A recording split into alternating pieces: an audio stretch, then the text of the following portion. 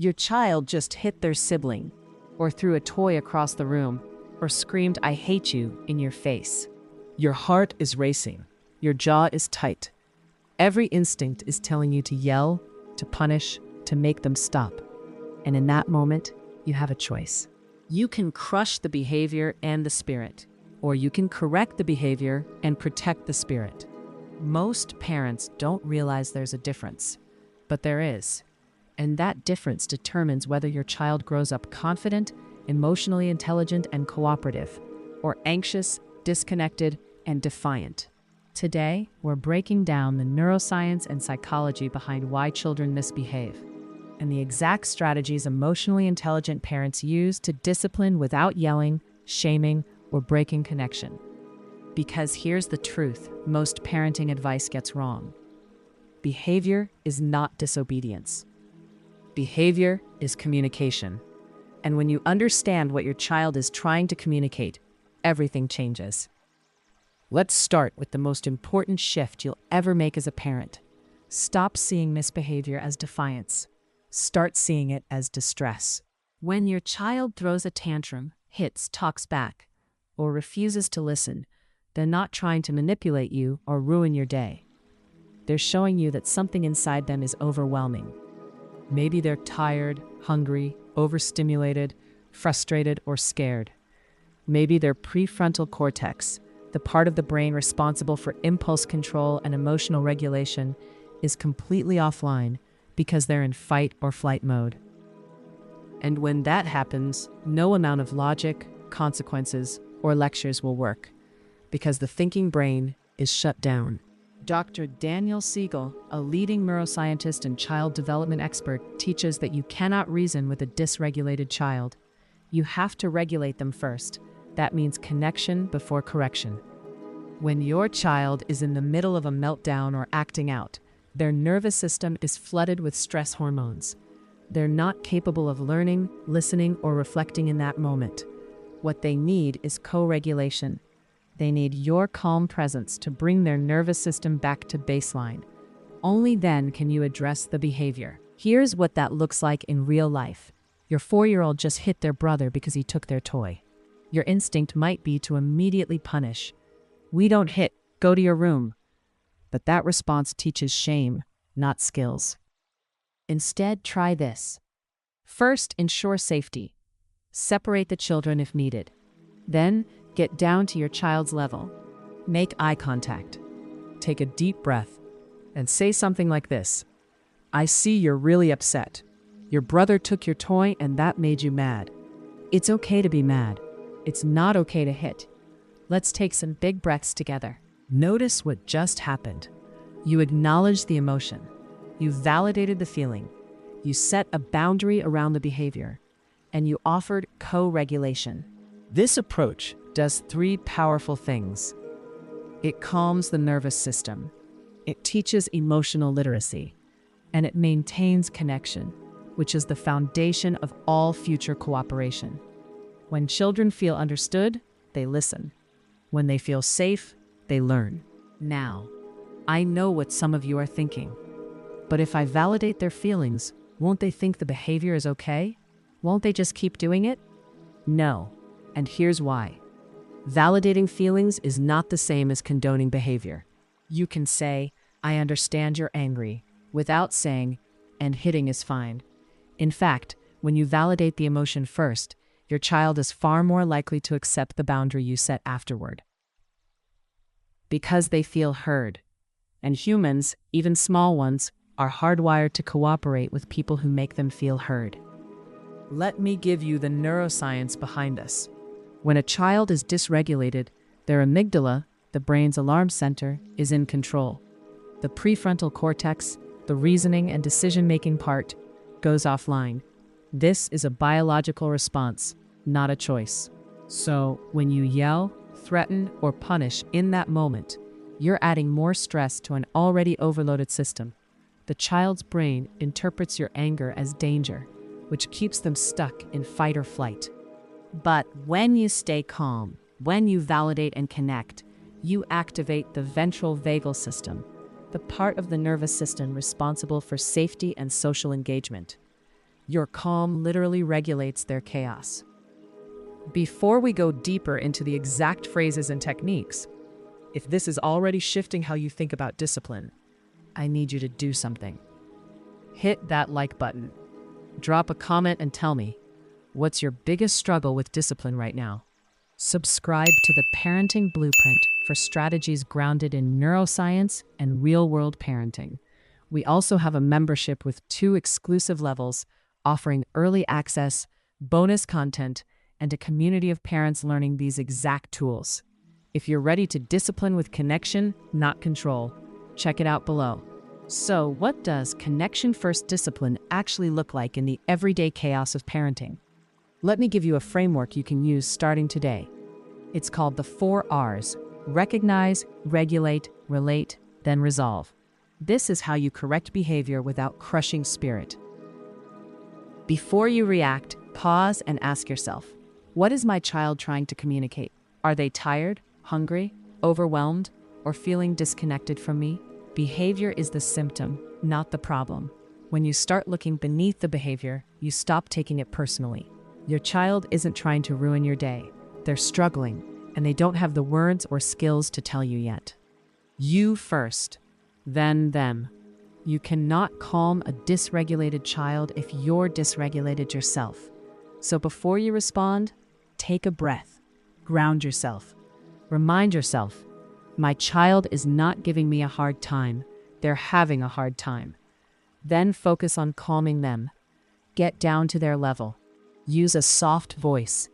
Offer a hug if they'll accept it, or simply sit nearby if they need space. Your calm is contagious. When they feel your steady presence, their nervous system begins to settle. Step 3, relate. This is where you validate the emotion behind the behavior. Say it out loud. You're really frustrated right now. You didn't want to stop playing. You're mad at your sister. When you name the feeling, you're teaching emotional literacy. You're showing them that feelings are normal, manageable, and not something to be afraid of. This step alone reduces future outbursts because children who can name their emotions are less likely to act them out. Step 4, resolve. Now and only now do you address the behavior and teach the skill. It's okay to feel angry. It's not okay to hit. Next time you can use your words or come get me. Then follow through with a natural or logical consequence if needed, but without shame. The goal isn't punishment, it's teaching. Punishment says you're bad.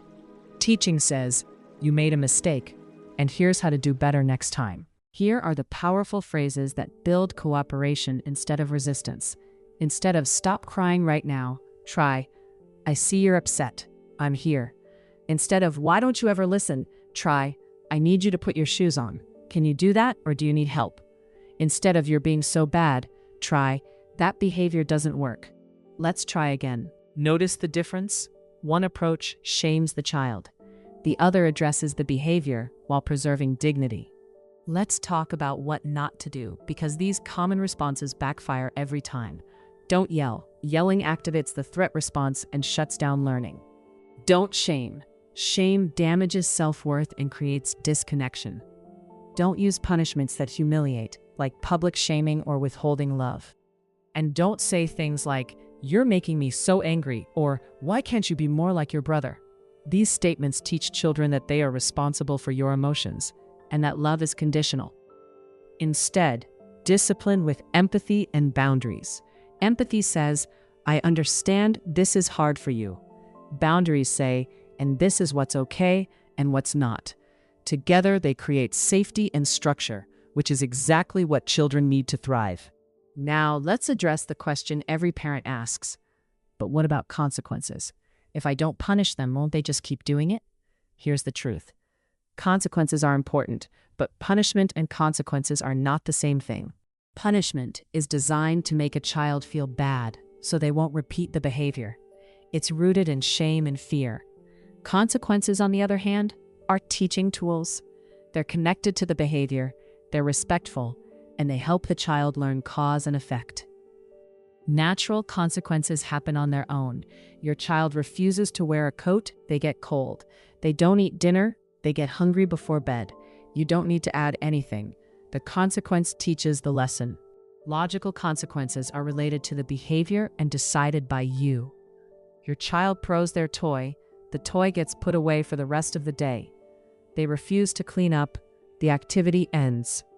The key is that logical consequences must be reasonable, related to the misbehavior, and delivered calmly, not in anger. Here's an example. Your child colors on the wall.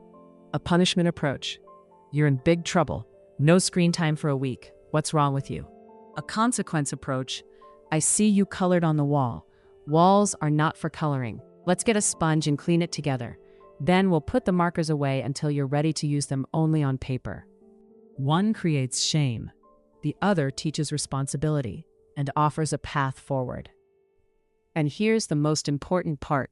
Consequences should never involve withdrawing love, connection, or affection. Timeouts, when used punitively, send the message, when you're struggling, I send you away. But connection-based discipline says, when you're struggling, I come closer. If you need a break to regulate yourself, that's okay. Say, I need a moment to calm down. I'll be right back. But don't isolate your child as punishment for having big feelings they can't yet manage. Let's talk about the long-term impact of this approach. When you discipline with connection, you're not just correcting behavior in the moment.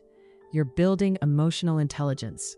You're teaching your child that feelings are okay, that mistakes are opportunities to learn, and that they are worthy of love, even when they mess up.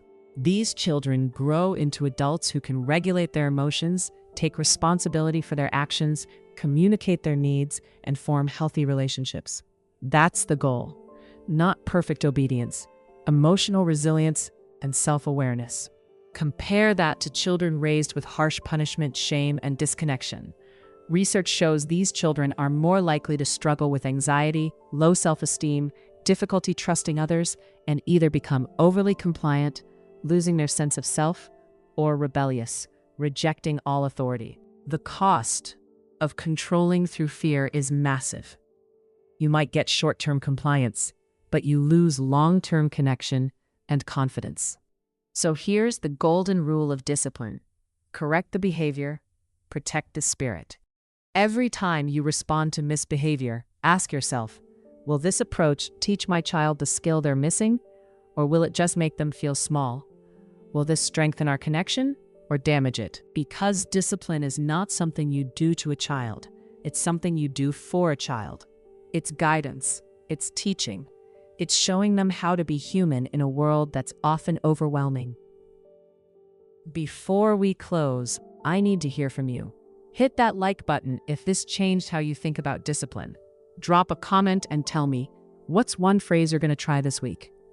Subscribe to the Parenting Blueprint for more strategies rooted in neuroscience and compassion. Share this with a parent who's struggling with tantrums, defiance, or feeling like they're failing. They need to know there's a better way. Tonight, when your child misbehaves, try the 4 R's. Recognize what they're communicating. Regulate yourself, then them. Relate to the emotion. Resolve with teaching, not shaming. You're not just managing behavior. You're raising a human who will carry your voice inside them for the rest of their life. Make it a voice of compassion, not shame. Make it a voice that says, you're safe, you're loved, and we'll figure this out together. That's how you discipline without crushing their spirit. That's how you raise confident, emotionally intelligent children. And it starts with you, today, choosing connection over control.